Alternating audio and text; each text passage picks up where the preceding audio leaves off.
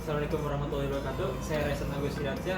Saya Mara Wisna dari kelompok 7 S1 Manajemen A 2018. Nama saya Nur Haliza dari kelas S1A Manajemen 2018. Jadi di sini kita akan menjelaskan yang pertama adalah media relation, yang kedua adalah internal communication, dan yang ketiga adalah corporate community involvement.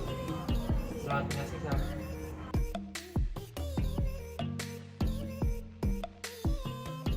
Assalamualaikum warahmatullahi wabarakatuh. Saya Mara Wisna dari kelompok 7 S1 Manajemen A 2018. Saya akan menjelaskan materi bab 10 yaitu media relation atau hubungan media. Media relation adalah suatu kegiatan praktisi humas yang selalu berhubungan dengan masyarakat ataupun stakeholder lainnya, yang dimana mereka juga mempunyai hubungan khusus dengan media massa yang selalu menjadi konsumsi bagi masyarakat. Dimana di era modern ini, humas sangat dituntut untuk proaktif menjalin hubungan yang baik dengan media-media lainnya. Yang pertama, ada dasar-dasar hubungan media.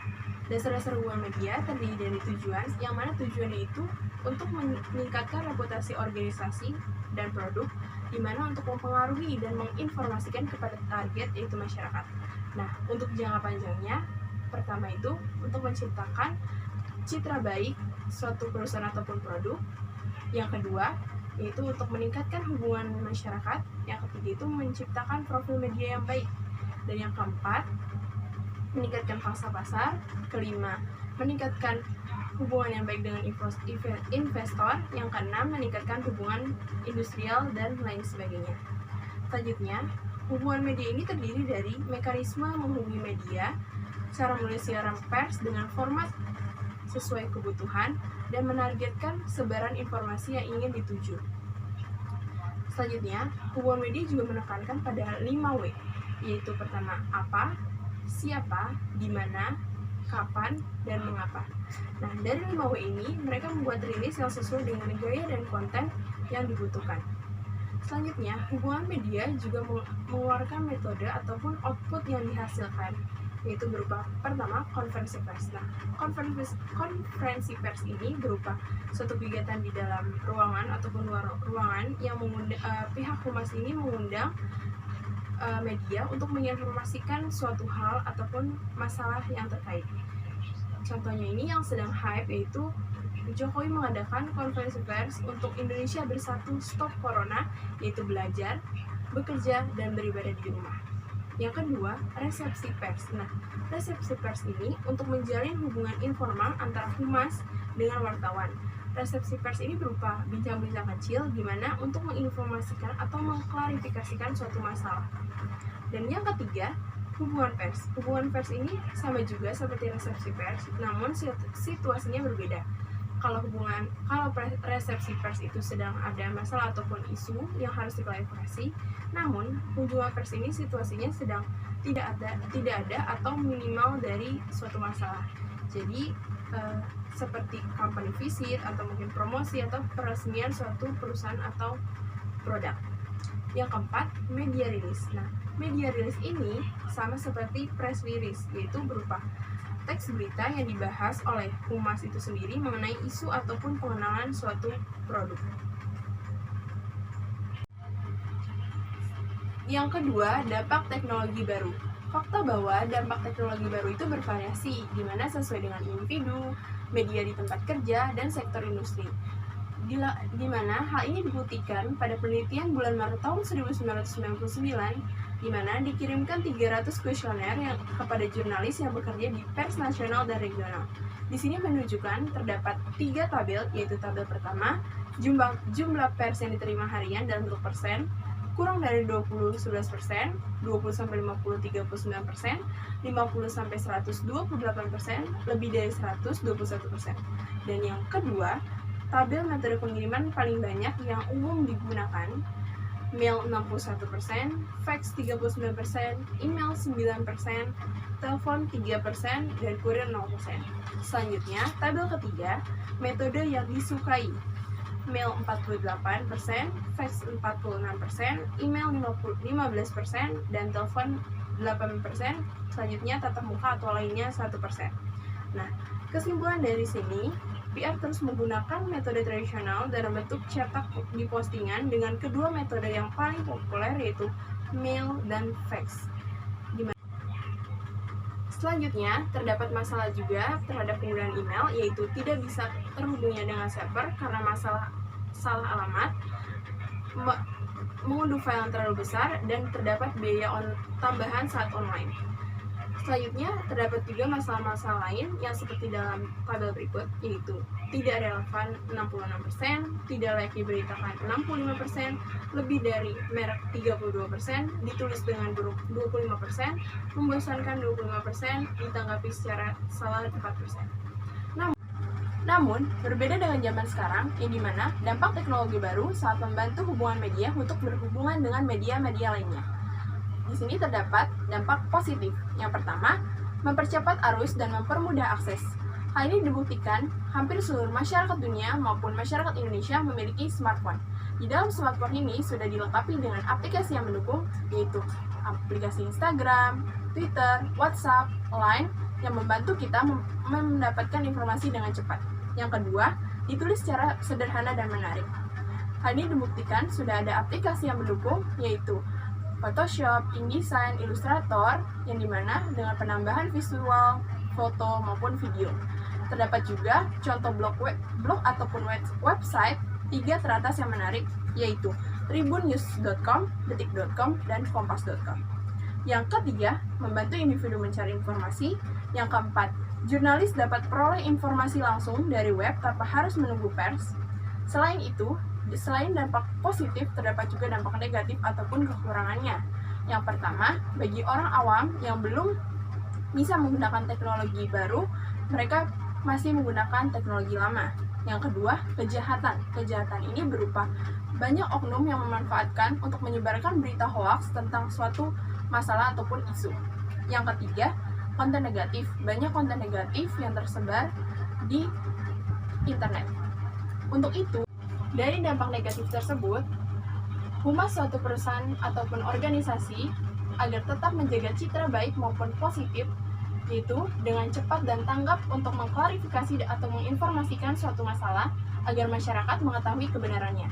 Dan untuk masyarakat itu tersendiri, saringlah berita dengan benar dan tepat dari sumber yang tepat agar kita tidak tertipu dengan berita hoaks yang ada. Sekian dari saya, kurang lebihnya mohon maaf. Wassalamualaikum warahmatullahi wabarakatuh.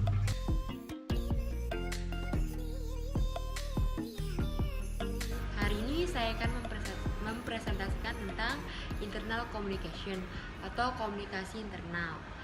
Komunikasi internal merupakan komunikasi yang terjadi dalam lingkungan kantor atau organisasi yang terjadi antara karyawan dengan karyawan, karyawan dengan atasan, atau atasan dengan atasan. Komunikasi ini terjadi karena terdapat sebuah struktur dalam organisasi.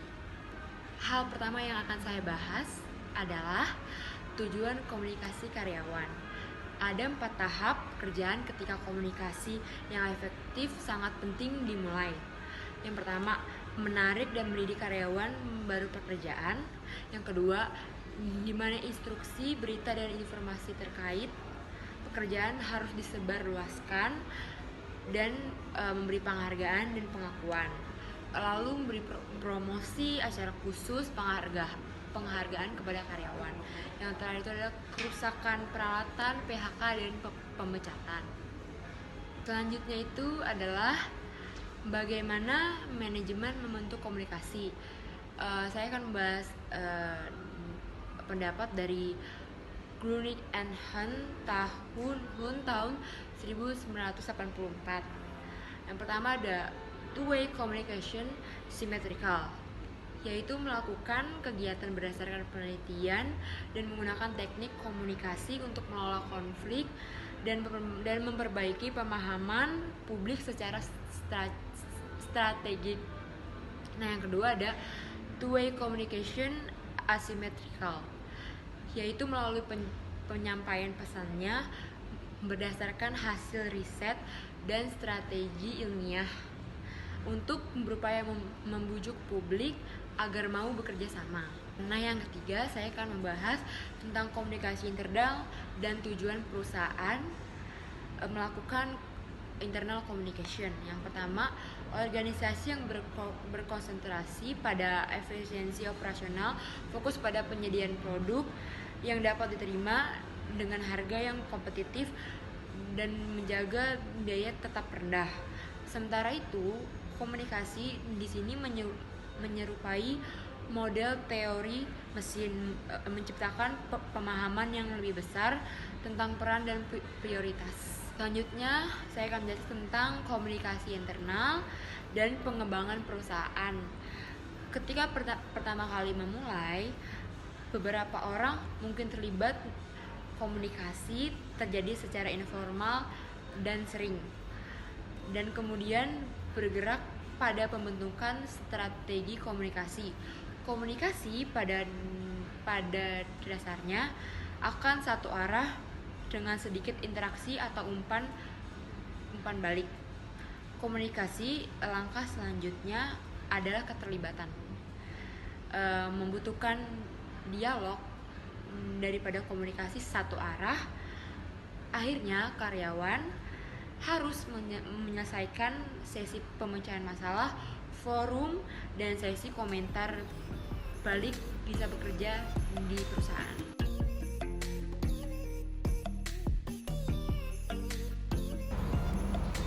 Assalamualaikum warahmatullahi wabarakatuh. Saya Reza Agus Hiramsyah, dan di sini saya akan menjelaskan tentang Corporate Community Involvement atau yang sering disingkat menjadi CCI.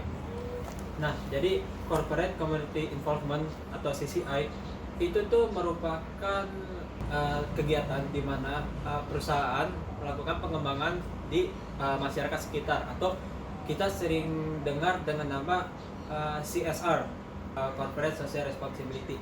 Jadi di mana korporasi atau perusahaan melakukan kegiatan sosial yang manfaatnya akan berguna bagi masyarakat yang ada di sekitar situ. Ya, sebelum lebih lanjut, kita tuh mesti tahu apa sih tujuan dari CCI ini. Mengapa CCI atau Corporate Community Involvement ini dilakukan? Nah, jadi ada beberapa tujuan. Yang pertama itu adalah dengan memberikan uang atau sumber daya ataupun saran dan kepada komunitas sekitar. Habis itu ada juga dengan cara investasi yang direncanakan dalam masyarakat sekitar. Yang terakhir adalah menerapkan filosofi tanggung jawab pada lingkungan sekitar, serta menerapkan pemberdayaan di lingkungan sekitar agar menjadi lingkungan yang lebih baik. Nah, setelah ini kita akan memapping community atau membagi komunitas-komunitas, karena di community itu tidak homogen satu rata semua, pasti ada bagian-bagian level-levelnya. Di sini kutip L menggambarkan bahwa komunitas itu berbentuk piramida, di mana tingkat teratas itu merupakan pengusaha besar dan pemilik tanah. Lalu di posisi bawahnya ada eksekutif, serta juga ada jurnalis public relation dan sebagainya. Dan di posisi yang paling bawah itu ada barangkali manajer bisnis kecil, ada guru, dan juga pekerja sosial dan sebagainya. Oke, sekarang kita akan membahas aktivitas apa saja sih yang bisa dilakukan di Corporate Community Involvement. Yang pertama itu ada yang namanya open house. Open house itu seperti tur fasilitas di perusahaan. Kalau misalnya kita tahu seperti misalnya Pocari Sweat atau Yakult, mereka pasti selalu mengadakan tur di dalam pabriknya agar semua masyarakat mengetahui apa sih itu Yakult atau Pocari Sweat, bagaimana cara pembuatannya, manfaatnya, dan sebagainya. Lalu ada juga pembuatan acara khusus seperti misalnya seminar edukasi yang dibikin oleh perusahaan itu sendiri. Contohnya kayak Pepsodent. Karena Pepsodent mengadakan seminar edukasi atau acara-acara khusus agar semua masyarakat tuh bersikat gigi bersih setiap hari. Itu dapat berdampak di mana nanti masyarakat akan memiliki mulut yang lebih bersih. Lalu ada juga yang namanya kegiatan sukarela. Apa sih kegiatan sukarela itu? Ini kegiatan di mana para karyawannya didorong untuk melakukan pekerjaan sosial secara sukarela. Contoh yang saya pernah tahu itu di perusahaan Jaya Real Property mereka pernah menyuruh karyawannya bersukarela untuk membersih-bersih got dan jalanan yang berada di lingkungan perumahannya agar perumahan itu terlihat lebih bersih dan baik. Setelah itu ada yang namanya kontribusi dana, di mana sebuah perusahaan memberikan dana kepada mungkin masyarakat atau kegiatan yang sedang berjalan di komunitas. Contoh itu kayak sponsorship. Terkadang perusahaan memberikan sponsor-sponsor kepada komunitas yang membuat kegiatan tertentu. Dari sponsor itu mereka juga dapat memberi misalnya dana atau bantuan produk atau bahkan bantuan tenaga kerja. Dan yang terakhir ada layanan berita, di mana perusahaan menyesuaikan informasi dengan kebutuhan media lokal. Jadi dalam CCI kita tuh harus mengeset objektifnya atau tujuan kenapa kita membuat CCI ini. Nah, ini nggak boleh sembarangan karena kita mesti tahu apa yang outcome yang kita dapat dari CCI ini. Maka dari itu dalam mengeset tujuannya kita harus membuat strategi yang pas yang sesuai dengan keadaan yang dibutuhkan oleh lingkungan sekitar agar outcome itu akan menjadi maksimal. Semisal kita tahu di lingkungan sekitar kita sedang terjadi banjir. Nah, dari sini perusahaan bisa bisa mengirim bantuan-bantuan agar masyarakat itu tidak terlalu rugi akibat banjir ini. Contoh yang saya tahu itu dari Yamaha. Waktu itu kan Jakarta pernah banjir besar-besaran, di mana pemilik motor Yamaha itu motornya pada kebanjiran kan, kerendam. Di sini Yamaha memberikan servis gratis bagi pemilik motor Yamaha agar motor yang terendam itu bisa nyala kembali. Nah, jadi diingati lagi, kita mesti tahu tujuan pastinya apa, outcome-nya apa, supaya pergerakan dari CCI ini berjalan dengan baik. Terima kasih telah menonton video kami. Kurang lebihnya mohon maaf. Wassalamualaikum warahmatullahi wabarakatuh.